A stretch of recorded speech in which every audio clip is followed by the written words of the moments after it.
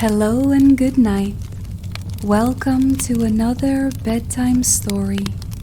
This story is meant to help you sleep or to relax your mind. Try and find a comfortable place, such as your bed or a soft chair. If you feel comfortable, you can close your eyes now. Try and let go of the day as we begin our tale. Tonight's story is The Library of Forgotten Stories.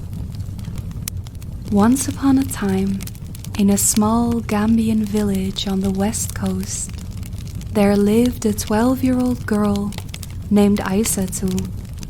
She loved going to school and learning new things, but most of all, she loved writing and telling stories.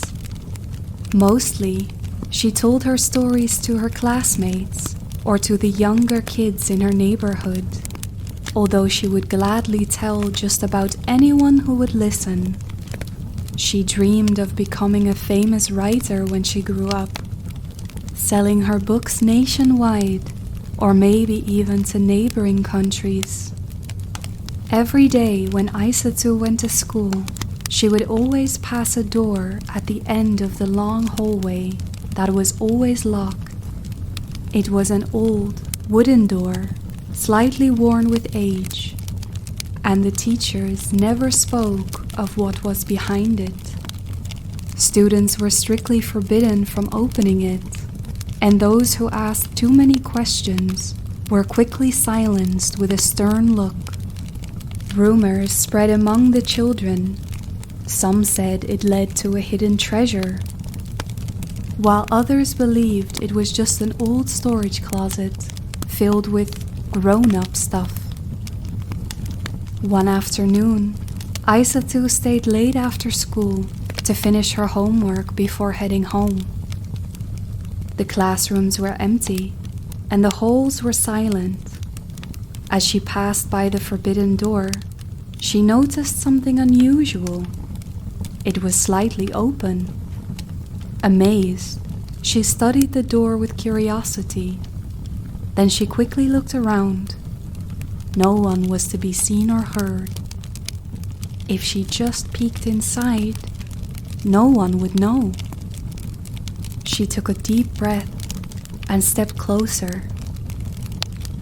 Pushing the door open, she expected to find old brooms or cleaning supplies, or maybe even the rumored treasure.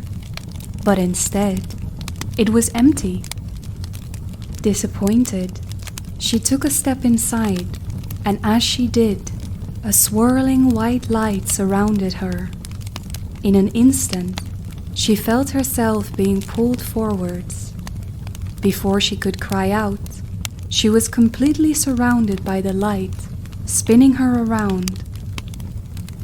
It was so bright, she had to close her eyes, but she could feel herself moving.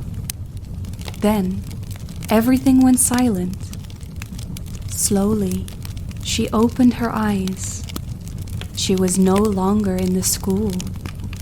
Instead, she stood in a vast hall, lined with towering bookshelves, stretching as far as she could see.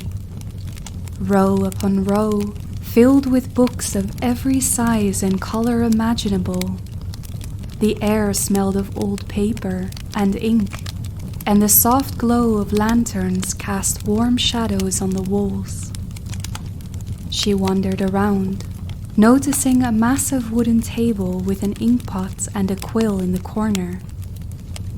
But she turned her attention to the books on the shelves, running her fingers along the spines of the books.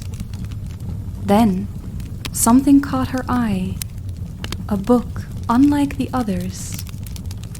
Its cover was blank, except for a single golden quill on the front. She opened it eagerly, flipping through the pages. The story inside was captivating, telling of a brave boy named Sarjo who had set out on a journey to save his village from an endless drought. But as she turned the final page, she noticed it was blank. How strange, she thought, bemused. How could anyone write such a compelling story, but then stop right before the ending? What happened to Sarjo? Did he save his village? She frowned. Then an idea struck her. She picked up the quill from the table and dipped it into the inkpot that sat nearby. With a deep breath, she began to write. With each word, the story came to life in her mind. She imagined Sarjo climbing the highest mountain to speak with the rainkeeper who guarded the clouds. She saw him offering the last drop of water from his village, proving his people's need was great. She wrote that the rainkeeper's heart softened, the skies opened, and the rain finally fell. As soon as she finished the last sentence, the book began to glow. The pages fluttered wildly, and suddenly, a figure stepped out of the book. It was Sarjo.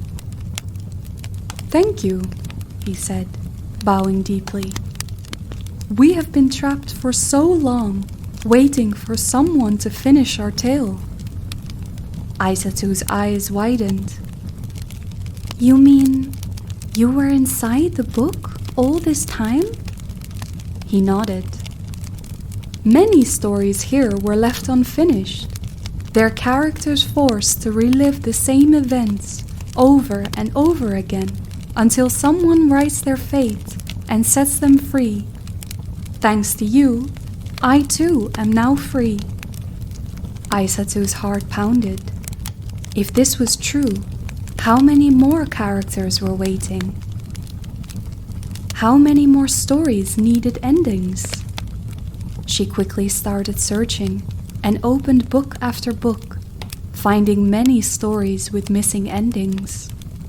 Some were adventures of lost travelers. Others were tales of kingdoms on the brink of ruin. Each time she wrote them an ending, and each time the characters leaped from the pages, free at last. A courageous warrior who had been frozen in time thanked her before returning to his kingdom.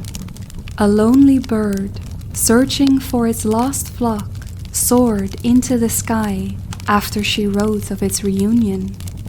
Even a mischievous cat, who had been caught in an endless game of hide and seek, purred happily as it found its home.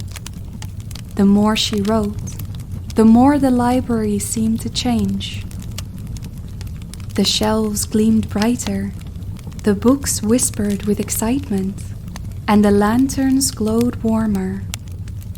After what seemed like forever, she finally finished writing the last missing ending. Then, the library shuddered. The shelves started to tremble. The books fluttered. And then, from the center of the room, a figure emerged. A woman, dressed in robes woven from stardust. "You have done what no one before you has done," the woman said. "You have given the characters their peace, and for that, you deserve a reward." She handed Aisatu a quill made of pure gold and told her she had earned the right to sell it so her family could prosper. Next, she gave Aisatu a small, glowing book. Its pages were blank. "This is your own story," the woman said. "Only you can write it." Aisatu's heart swelled. She had spent so much time finishing other people's tales, but now she had the chance to write her own. With a smile on her face, she took the quill and the book and stepped out of the magic library, ready to begin the greatest story of all, her own adventure. The end. Thank you for listening to this bedtime story. I hope you enjoyed the tale tonight. If you did, please like the video and subscribe to the channel for more audiobooks and tales to come. Until next time.